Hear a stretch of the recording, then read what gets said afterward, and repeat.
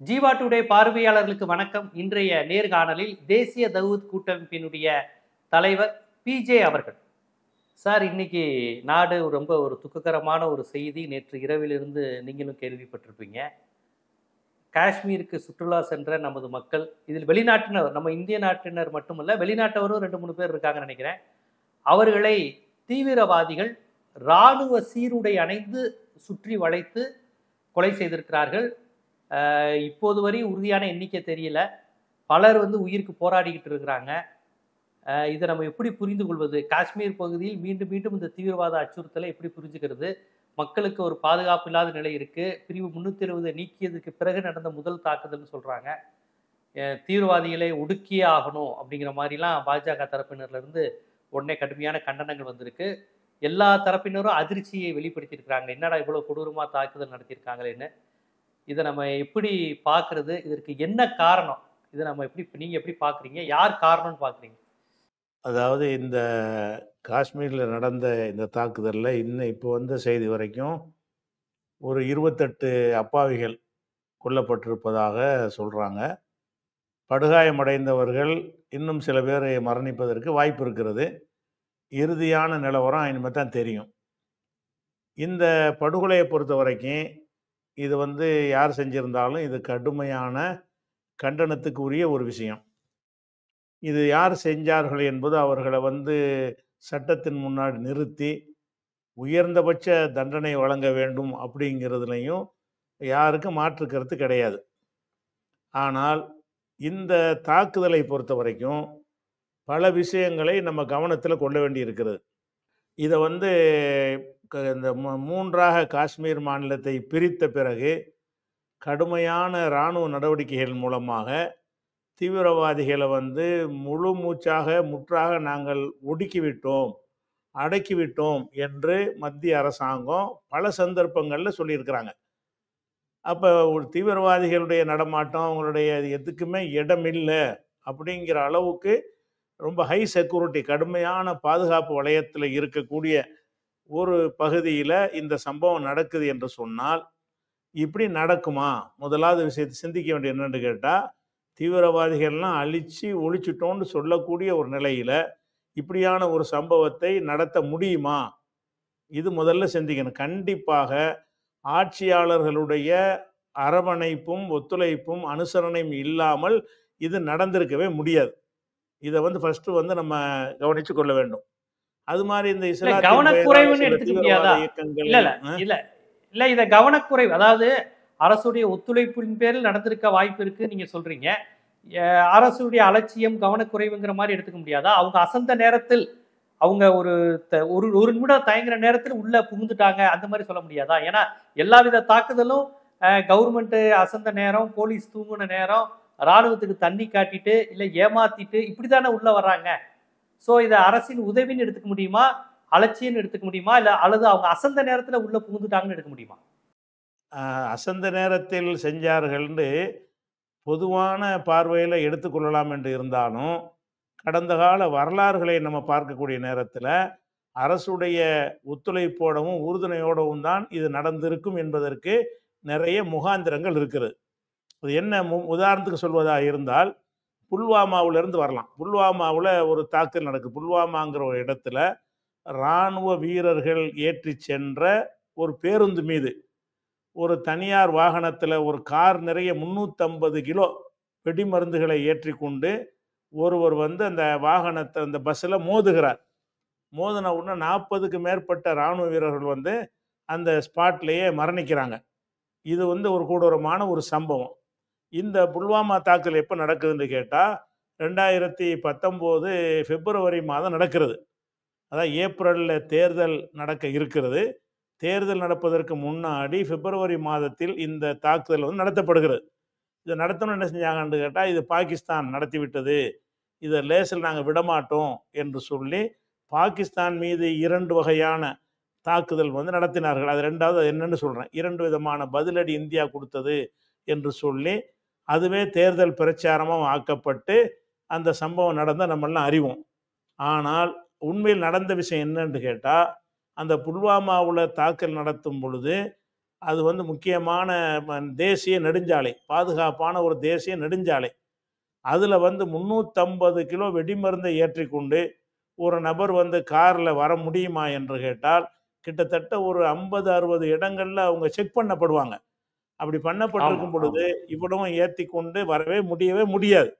அப்படி இருந்தும் என்ன செஞ்சிருக்காருன்னா, அவர் வந்திருக்கார் என்று சொன்னால், அரசனுடைய ஒத்துழைப்பு இல்லாமல் வர முடியாது அப்படிங்கிறத முதல் சந்தேகம் அதுல எழுந்தது. அதாவது ஸ்ரீநகர், ஜம்மு தேசிய நெடுஞ்சாலையில அது நடக்கிறது. அதுல இன்னொரு விஷயம் என்னன்னு கேட்டா, இத வந்து இந்த சாலையில அந்த சாலையுடைய பொறுப்பாளர் யாருன்னு கேட்டா, தேவேந்திர சிங் என்ற ஒரு அதிகாரி தான் அந்த அந்த ராணுவ வீரர்கள் வருவதற்காக வேண்டி இந்த சாலையுடைய பாதுகாப்புக்கு பொறுப்பாளராக நியமிக்கப்பட்டிருக்கிறார் தேவேந்திர சிங் என்பவர். அப்ப இவர் மீது ஏற்கனவே 2 புகார்கள் இருப்பது. இது அன்றைய தினத்துல பிபிசியிலையும் இந்த விஷயத்தை வந்து அம்பலப்படுத்தியிருந்தாங்க. என்ன 2 புகார் என்று சொன்னால், இவர் ஒரு முறை ஒரு வண்டியில 3 பேரை ஏத்திக்கிட்டு வர்றாரு. தேவேந்திர சிங் என்ற இந்த அதிகாரி 3 நபர்களை வண்டியில ஏத்திட்டு வர்றாரு. ஒரு ஆளு ஹிஸ்புல் முஜாஹிதினுடைய தலைவர். அவர் தேடப்படும் குற்றவாளி. 2வதாக வந்து அவர் செய்யது நபீத் அவருடைய பேர். அவருடைய கூட்டாளி ஆசிப் ரத்தோர்னு ஒரு ஆளு. அதுக்கப்புறம் கடத்தல்காரர் என்று சொல்லப்படக்கூடிய இம்ரான் ஒரு ஆள். இந்த 3 நபர்களையும் ஒரு உயர் அதிகாரி இந்த இந்த தேவேந்திர சிங் தான். இவர் வண்டியில ஏத்திக்கிட்டு வர்றாரு. வரும்பொழுது டிஜிபி அந்த வண்டியை மடக்குறார். இந்த சம்பவத்தில் உள்ளதில்ல. ஏற்கனவே இவர் வந்து தீவிரவாதிகளுடைய தொடர்புடைய ஒரு அதிகாரி தான் இதுக்கும் பொறுப்பாளராக இருந்தார் என்பதற்காக இதை சொல்றேன். அந்த வண்டியை மடக்குறாங்க. இந்த 3 பேர் இருக்கிறாங்க. இவங்கெல்லாம் வந்து இராணுவத்தை சேர்ந்தவர்கள் என்று சொல்லி தான் இவர் வாகனத்தில் அழைச்சிட்டு வர்றாரு. ஏதோ ஒரு தீவிரவாத செயலை நடத்துவதற்காக வேண்டி அவர் அதை அழைச்சிட்டு வர்றாரு. அதை மாட்டி அவர் பிடிபட்டு அவர் கைது செய்யப்படுறார் டிஜிபியினால. அது மாத்திரம் இல்லாம அப்சல் குரு தூக்குல போடப்பட்டார் இல்லையா? அப்சல் குருங்கிறவர் வந்து ஒரு வாக்குமூலம் கொடுக்கிறார். நான் சில பேருக்கு அடைக்கலம் கொடுத்தேன். அடைக்கலம் கொடுத்த காரணம் என்னன்னு கேட்டா, இந்த தேவேந்திர சிங்ன்ற இந்த ஒரு அதிகாரி தான் எனக்கு வந்து நீங்க அவருக்கு அடைக்கலம் கொடுங்க, நாங்க பார்த்துக்கிறோம் என்று அதிகாரி தான் எங்களுக்கு வந்து உறுதிமொழி கொடுத்தாரு. அதன் பேர்ல தான் நான் அடைக்கலம் கொடுத்தேன் என்று அப்சல் குருவுடைய அந்த புகார்லையும் இடம்பெற்றவர் இவர். இந்த நபர் தான் அந்த சாலையின் பொறுப்பாளரா ஏற்கனவே 2 புகார் உள்ள ஒரு ஆளு அந்த சாலையின் பொறுப்பாளரா இருக்கிறார்.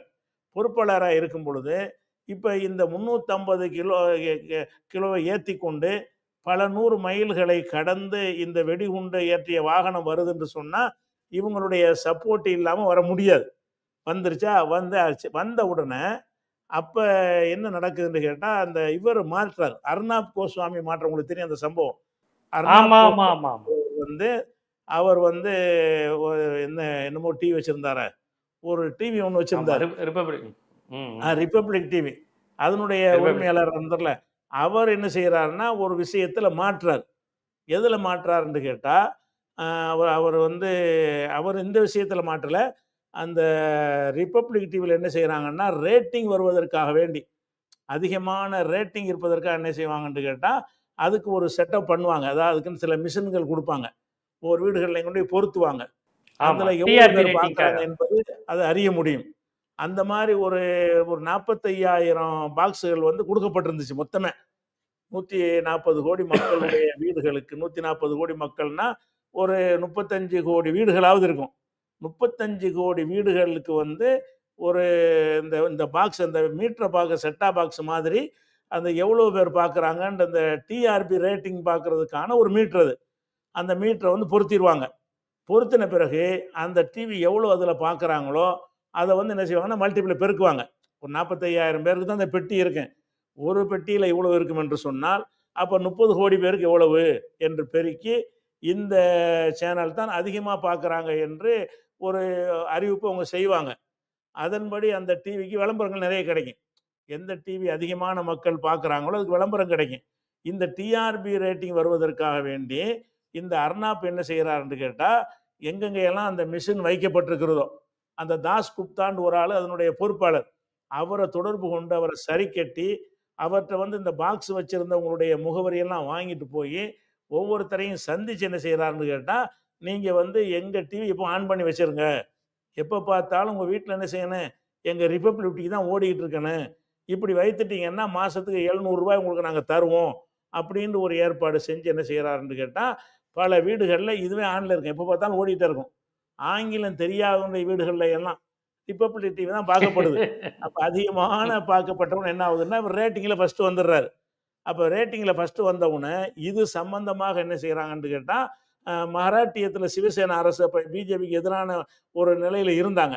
அவங்க இத விசாரணைக்கு உட்படுத்தி அந்த அதிகாரியை பிடிச்ச உடனே, இவர் தான் என்ன செய்றாருன்னு கேட்டா, அந்த அட்ரஸ் எல்லாம் குடுத்திருக்காரு.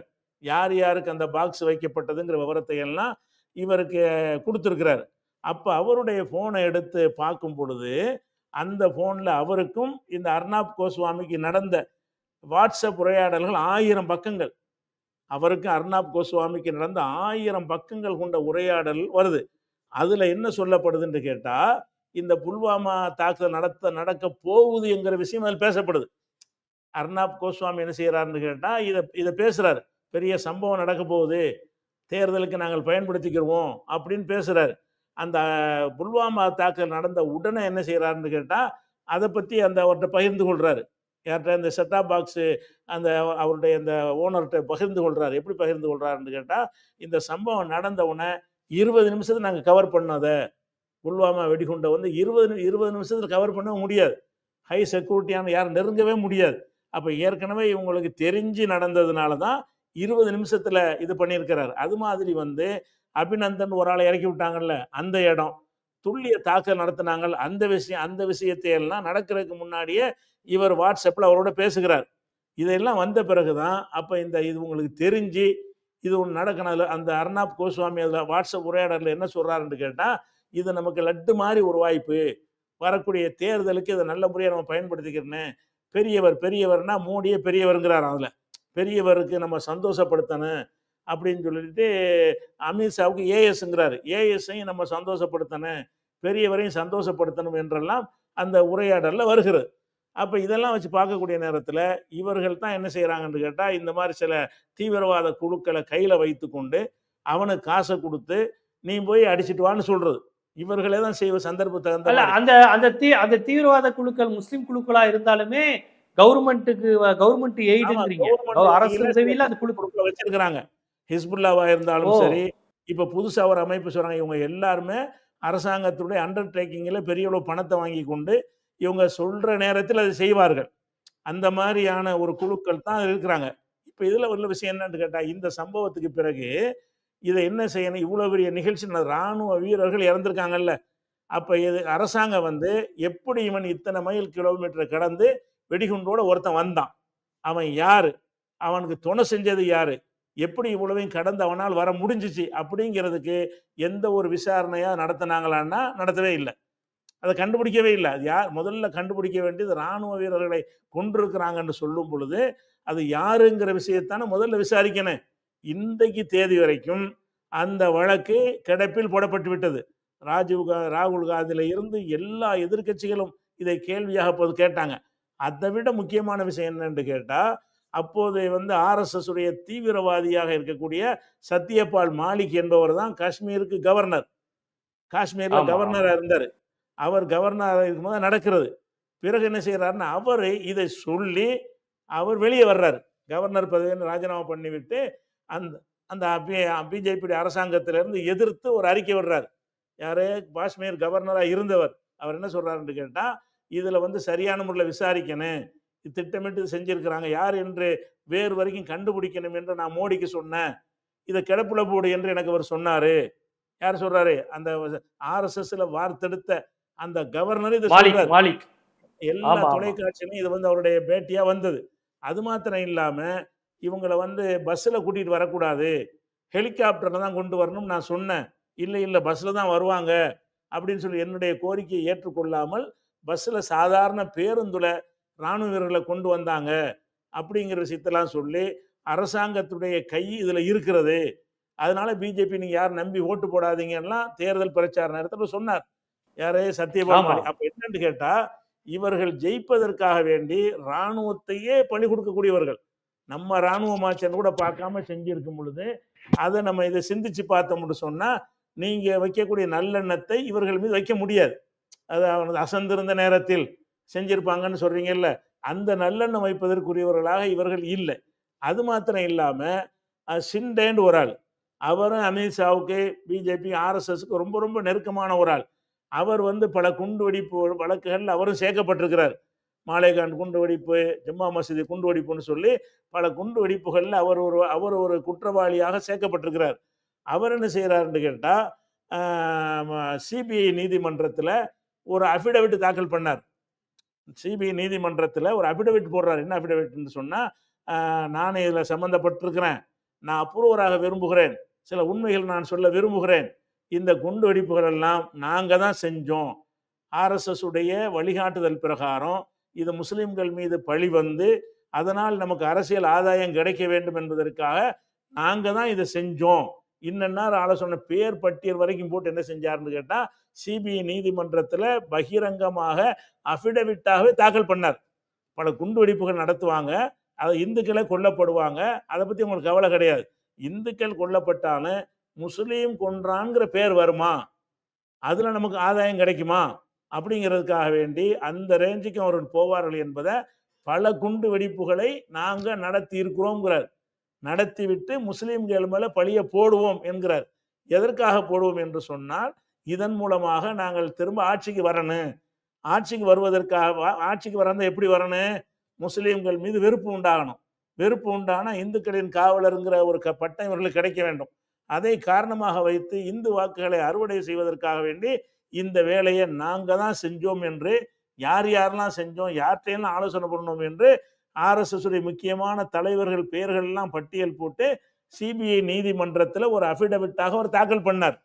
அப்போ இது என்ன பார்க்க வேண்டியிருக்குன்னா, இவங்களுக்கு வந்து நீங்கள் நல்லெண்ணம் வைக்கவே முடியலை. ஒரு 2 விஷயம், இந்த சம்பவம் அசந்து இருக்கும்போது அது போக வந்து இராணுவ உடையை போட்டுக்கொண்டு நவீன ஆயுதங்களோடு வர்ற அளவுக்கு அசந்து இருப்பாங்க. அசந்து இருத்தல் என்பது ஒரே ஒரு மனிதன் அப்படி வந்துட்டான்னு சொன்னால் நம்ம அசந்து இருக்கும்போது வந்துட்டாங்கன்னு சொல்லலாம். இது ஒரு டீமாக வந்திருக்கிறாங்க. அவங்க 28-30 பேரை கொலை பண்ணியிருக்காங்கன்னா அவங்க ஒரு 25 பேராவது வந்திருக்கணும்.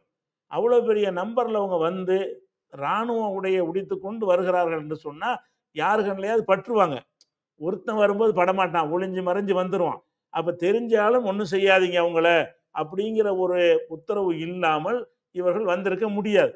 அது போக இந்த சம்பவம் நடந்து முடிஞ்ச உடனே என்ன செய்கிறாங்கன்னு கேட்டால், அதாவது இது முஸ்லீம் தான் செய்தான் என்று வரணும் என்பது அவங்களுக்கு அக்கறை, செத்தவனை பற்றி அக்கறை கிடையாது. அதுக்காக என்ன செய்கிறாங்கன்னா, ஒவ்வொருத்தனையும் வந்து என்ன செஞ்சாங்களாம், வேட்டியை தூக்கி பார்த்து, கையிலேயே லுங்கியை பேண்ட் அவுத்து பார்த்து, இவன் சுண்ணத்து பண்ணியிருக்கானா என்று பார்த்துவிட்டு கொலை செய்தார்கள் என்று சில ஊடகங்களில் உன் பேர் என்ன என்று கேட்டு அவன் முஸ்லீம் பேரை சொன்னான்னு சொன்னால் அவனை விட்டு முஸ்லீம் அல்லாத பேரை சொன்னால் அவனை மட்டும் கொன்றார்கள் என்று சொல்லி வச்ச மாதிரி மீடியா அச்சு ஊடகங்கள் பூராத்தான் இந்த செய்தி வந்திருக்கு.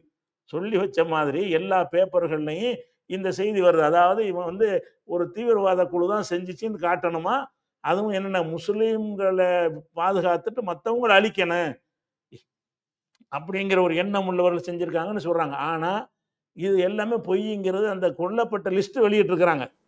கொல்லப்பட்டவர்களுடைய லிஸ்ட் வெளியிடும் பொழுது அதில் முஸ்லீம் இருக்காங்களா, சையது ஹுசேன் ஷா, அதை 10 பேரை சொல்லி 10 பேர் லிஸ்ட் வருதுல, அதில் 10ஆம் நம்பரா உள்ள ஆள் யார் பேர் வருதுன்னு கேட்டால் சையது ஹுசேன் ஷா என்பவர். இவரும் கொல்லப்படுறார். இவர் முஸ்லீமை பார்த்துட்டு அவனை விட்டுட்டாங்க, மற்றவங்கள கொலை பண்ணாங்கன்னு சொல்றது பொய் என்பதற்கு இந்த கொல்லப்பட்டவர்களில் ஒரு முஸ்லீம் இருக்கிறார்.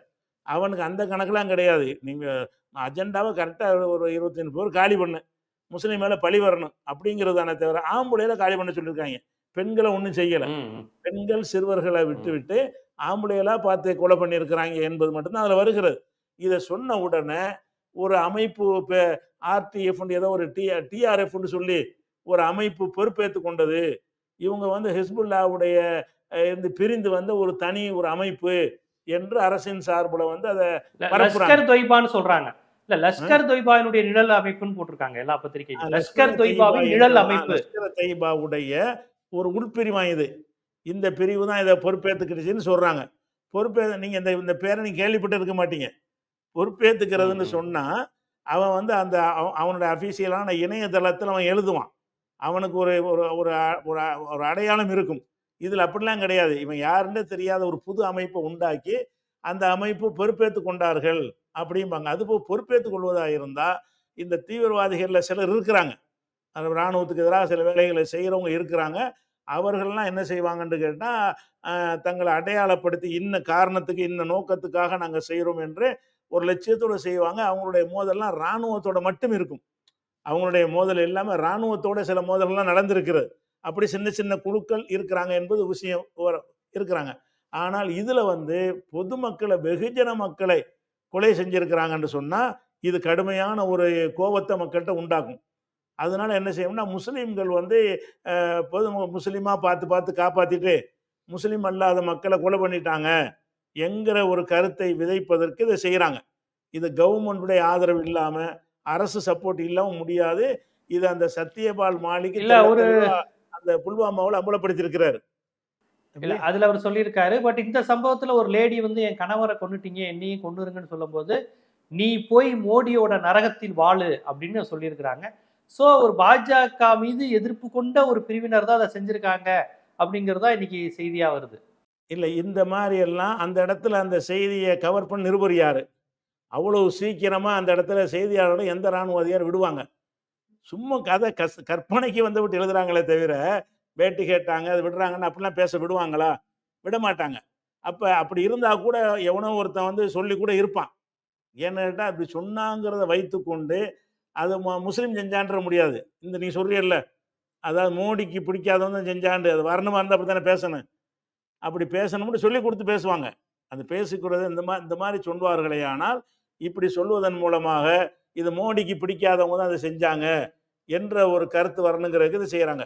ஆனால் ஒவ்வொரு குண்டு வெடிப்பின் போதும் நீங்கள் எடுத்து பார்த்தீங்கன்னு சொன்னால் ஒரு தேர்தல் விஷயம் முக்கியமானதாக இருக்கும், அல்லது முக்கியமான ஒரு பிரச்சனையை திசை திருப்புவதாக இருக்கும்.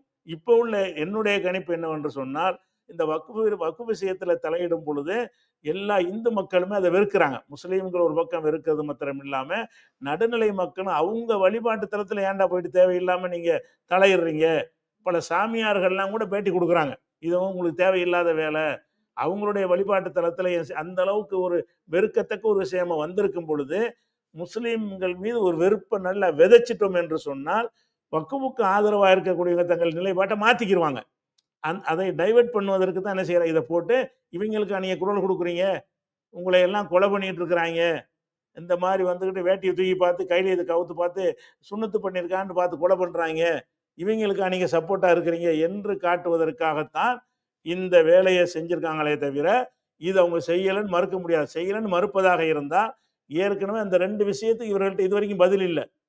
எதுக்கு? புல்வாமா விஷயத்திற்கு அது ஏன் அந்த வெடிமருந்து கொண்டு வந்தான், எப்படி வந்தான், அதுக்கு துணை செஞ்ச அதிகாரி யாரு, அதுக்கு பதில் இல்லை.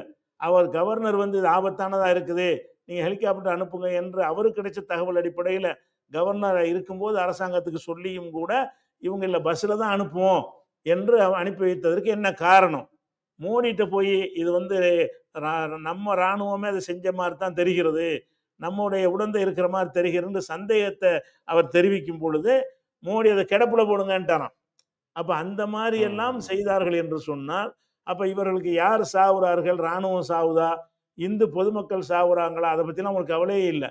எந்த ஒரு நிகழ்ச்சியின் மூலமாக அதனுடைய பேர் முஸ்லீமுக்கு வரும் என்று சொன்னால் அதை செய்வது என்பதை கொள்கையாக வைத்திருக்கிறார்கள். இன்னும் சொல்ல போனால் அவர்கள் மதிக்கக்கூடிய தெய்வங்களுடைய சிலைகளுக்கு போய் செருப்பு மாலையெல்லாம் போடுவாங்க.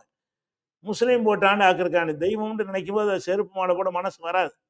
அவங்களே தெய்வம் மதிக்கிறாங்க, அதில் போய் செருப்பு மாலை போடுவாங்களா? போட மாட்டாங்க. அப்படி செருப்பு மாலை இளஞ்சிங்கிற இடத்துல தமிழகத்தில் ஒரு தேரை கொளுத்தி விட்டாங்க. பக்கத்தில் மேலே முஸ்லீம் தான் கொளுத்தனாண்டு பேப்பர்லாம் நியூஸ் வந்துச்சு. 2 நாளில் காவல்துறை கண்டுபிடிச்சிட்டாங்க அது முஸ்லீம் இல்லை, இந்து முன்னணிக்காரன் தான் அதை செஞ்சான் அப்படின்னு. எதுக்குன்னு கேட்டால் அது முஸ்லீம்கள் மேலே பழி வரணுமாக இருந்தால் அவங்க கோயிலையும் இடிப்பார்கள், சாமி சிலைகளை அசிங்கப்படுத்துவார்கள், அப்பாவிகளை கொள்ளுவார்கள், இராணுவ வீரரையும் கொள்ளுவார்கள். அவங்க நோக்கம் என்னன்னு கேட்டால் இதனுடைய பழி, இதனுடைய வெறுப்பு முஸ்லீம் மேலே திரும்பணும். முஸ்லீம் மேலே திரும்பிடுச்சு என்று சொன்னால் வரக்கூடிய பீகாருடைய தேர்தலுக்கும் உதவும். அது மாதிரி இப்போ வக்ஃபுடைய பிரச்சனைகளுக்கும் உதவும். நிறைய விஷயத்தில் மாட்டிக்கிட்டு இருக்கிறாங்க, எல்லாம் டைவெர்ட் ஆகி போயிடும். அப்படிங்கிறனால தவிர இந்த சம்பவத்தை நம்பவே முடியலை. எப்படி இந்தியாவுடைய ஒரு அரசாங்கத்தினுடைய இவ்வளவு வலுவான ஒரு இராணுவம் இருக்கக்கூடிய இடத்துல ஒரு குழு ஆயுதங்களோட இராணுவ உடையெல்லாம் போட்டுக்கொண்டு ஒரு ஒரு குழுவாக சென்று அவர்கள் தாக்குறார்கள். இன்னும் சொல்ல போனா தாக்கியவர்களை விரட்டி இன்னும் பிடிக்கல. நான் தாக்கிடலாம், ம், ம், ம். அலாட்டாக அசால்ட்டா இருக்கும், நீங்க தாக்கிடலாம், பொறுப்பேற்று கொண்டான்னு சொல்லக்கூடியவங்க அந்த 25 பேரை ஏன் பிடிக்கல இன்னைக்கு வரைக்கும்? ஒரு ரவுண்ட் அடிச்சு எங்க இருந்தாலும் சுத்தி வளைச்சு கைது பண்ணிடலாமே. அப்படியும் பண்ணப்படல. ஏன்னு கேட்டா அவங்க மாட்டக்கூடாது. மாட்டுனாங்கன்னா தெரிஞ்சு போயிடும். யார் சொல்லி தெரிஞ்சோம்னு. கண்டிப்பா இது வரவே வராது. முஸ்லீம் செஞ்சான்ங்கிற செய்தி மாத்திரம் தான் வருமே தவிர, இதனுடைய வேர் வரைக்கும் போய் பார்த்தீங்கன்னு சொன்னா, இது ஒரு அதிகாரிகளை வைத்து, இவர்களுக்கு விலை போன முஸ்லீம் இயக்கங்கள், அந்த தீவிரவாதிகள்னு ஒரு குழு இருக்கிறாங்க. இவர்களுக்கு விலை போனவர்கள். அவங்க சொல்லும்போது குண்டு வைப்பாங்க. அவங்க சொல்லும்போது குண்டு வைக்காம இருப்பாங்க. அந்த மாதிரியான விஷயங்கள் எல்லாம் வெளிய வந்தால் தான் இது சரியான தீர்வா இருக்குமே தவிர, சும்மா ஒரு கண்டன அறிக்கையோட நடந்தாங்கன்னு சொன்னா, அது புல்வாமா மாரி தான் முடியும். அதனால கண்டிப்பா இது வந்து முஸ்லிம்கள் செய்ய நியாயம் இன்னும் சொல்லப்போனா, அவனுக்கு என்ன கோவம்? அப்படி வச்சுக்கிறோம். காஷ்மீர்ல உள்ள முஸ்லிம்களுக்கு யார் மேல கோவம்? அரசாங்கத்து மேல தான் கோவம். அரசாங்கம் இந்த மாரி எங்களுக்கு உள்ள உரிமையெல்லாம் பறிச்சுட்டாங்க என்கிற கோபம், அதுல அந்த தீவிரவாதிகள் நீங்க சொல்லக்கூடிய அந்த ஆட்களுக்கு இருக்கறதுக்கு வாய்ப்பு இருக்குது. இந்த சுற்றுலா பயணிகள் மீது அவனுக்கு என்ன கோபம்? சுற்றுலா பயணிகளா வரக்கூடியவங்கள போய் சுடுற மாரி அந்த ஊர்ல உள்ள பொதுமக்கள வந்து சுட்டு போயிருவானே! அப்ப அந்த மாதிரியான ஒரு மோட்டிவும் இதுல இருக்கிற மாரி தெரியல. அதனால கண்டிப்பாக இத வந்து முஸ்லிம்கள் மேல ஒரு பழிய போடுறாங்களே தவிர, இது முஸ்லிம் செஞ்சு இருக்க முடியவே முடியாது என்பதுதான் எதார்த்தம். இத முழு அளவுக்கு விசாரிக்க வேண்டும் என்று எல்லா கட்சிகளும் வலியுறுத்தணும். அவன் யாரு? எங்கிருந்து வந்தான்? அதனுடைய வேர் என்ன? இப்போ யார் தூண்டுதல்? இந்த அனைத்தையும் மாரி இல்ல நீங்க சொல்வது சரிதான். கடந்த வரலாற்றிலிருந்து சில விஷயங்கள நீங்க அனுமானிக்கிறீங்க, ஊகிக்கிறீங்க, சந்தேகப்படுறீங்க. அதுக்கான முகாந்திரம் இருக்கு. ஆனா பொதுவா என்ன சொல்றாங்க, ஒரு குண்டு வெடிப்பு இந்த மாரி தீவிரவாத தாக்குதல்னாலே, அதுல இதுவரை எந்த இந்துவும் அது பேரும் கலந்துகிட்டது இல்ல. அப்படி ஒரு தாக்குதல் தீவிரவாதின்னு வந்தாலே ஏதோ ஒரு முஸ்லீம் பேரு தானே இருக்கு. அது பாஜக உருவாக்குதோ, இல்ல யார் உருவாக்குறாங்களோ, எப்டினாலும் வந்து ஏதோ ஒரு முஸ்லீம் பேரு அமைப்பு, இல்ல யாரோ ஒரு முஸ்லீம் தானே அத செய்றாங்க. சோ எல்லா முஸ்லீமும் பயங்கரவாதி இல்ல. ஆனா பயங்கரவாதிகளா இருக்கிறவங்க முஸ்லீமா தான் இருக்கிறாங்க. அப்படிங்கிற மாரியான ஒரு விமர்சனத்த பிஜேபியினர் மட்டும் இல்லாம ஒரு பொது புத்திலயும் இப்படி ஒரு பார்வை இருக்கே. சரி, இந்த குண்டு வெடிப்பு சம்பந்தமாக இவங்க வந்து போட்ட வழக்குகள்ல, எந்த ஒன்றையாவது முஸ்லிம் மீது நிரூபித்திருக்கிறாங்களா? அந்த நேரத்தில் சொல்றாங்க. நிரூபிக்கப்பட்ட வழக்கு 2டே 2 தான். ஒண்ணு வந்து கோவை குண்டு வெடிப்பு. அது முஸ்லீம்கள்ல உள்ளவங்க தான் செஞ்சாங்கன்னு சின்ன பிள்ளைக்கும் தெரியும். அது பெரிய கஷ்டம் இல்ல. அந்த கோவை குண்டுவெடிப்பு நடந்தது வந்து, ஏற்கனவே நடந்த கலவரத்துக்கு ஒரு எதிர்வினையாக அவங்க செஞ்சாங்க. அதனால அதில தான் முஸ்லீம் செஞ்சான்னு நிரூபிக்கப்பட்டிருக்கிறது. அதே மாரி மும்பையில நடந்த அந்த கலவரத்தின் போது, அதில வந்து தாவூத் இப்ராஹிம் அவங்கலாம் சேர்ந்து ஒரு குண்டு வச்சு பெரிய கலவரம் நடந்துச்சுன்னு இருக்கு இல்லையா? அந்த விஷயம் வந்து ஒரு எதிர்வினையா நடந்தது. இந்த 2 தான் நிரூபிக்கப்பட்டிருக்கு. இது அல்லாம சொல்லப்பட்ட அனைத்துமே செஞ்சது யார்? ஏன் உங்களால் குற்றவாளி நிரூபிக்க முடியல? ஆரம்பத்துல செய்தியை பரப்பி விட்டுறீங்க. இந்த 2 தவிர வேற எதுலயாவது முஸ்லிம்கள் குண்டு வைத்தார்கள் என்று நிரூபிக்கப்பட்டிருக்குதா? இல்ல. மாறாக என்ன வந்திருக்குன்னு கேட்டா, ஒவ்வொரு சம்பவமா நான் சொல்லி காட்டுறேன். இப்ப மாலேகான்ல ஒரு குண்டுவெடிப்பு நடக்குது. மாலேகான்ங்கிறது மகாராஷ்டிராவுல உள்ள ஒரு ஏரியா. மாலேகான்ல எங்க வெடிக்குதுன்னு கேட்டா, அந்த முஸ்லிம்களுடைய ஒரு அலுவலகம், சிமிங்கிற அலுவலகம். அந்த அலுவலகத்தின் வாசல்ல வந்து குண்டு வெடிக்குது. குண்டு வெடிச்ச உடனே என்ன செய்றாங்கன்னா, முஸ்லிம்கள கைது பண்ணிடுறாங்க. கைது பண்ணு முஸ்லீம் தான் செஞ்சான். உடனடியான அந்த பொது புத்தியில கைது பண்ணிடுறாங்க. பிறகு என்ன செய்றாங்கன்னா, முஸ்லிம்கள் கடுமையாக அதுக்கு போராட்டம்லாம் நடத்தின பிறகு, தீவிரமாக ஏடிஎஸ்ஐ ஒரு படைக்கு பேரு. அந்த சிறப்பு புலனாய்வு பிரிவு. அவங்க என்ன செய்றாங்கன்னா, இறங்கி ஆய்வு செய்யும் பொழுது, அந்த குண்டு வெடித்த இடத்துல ஒரு 2 வீலர கண்டுபிடிக்கிறாங்க. அந்த குண்டு வெடித்த இடத்துல வந்து சிதைந்து போய் ஒரு ஸ்கூட்டர் ஒண்ணு இருக்குது.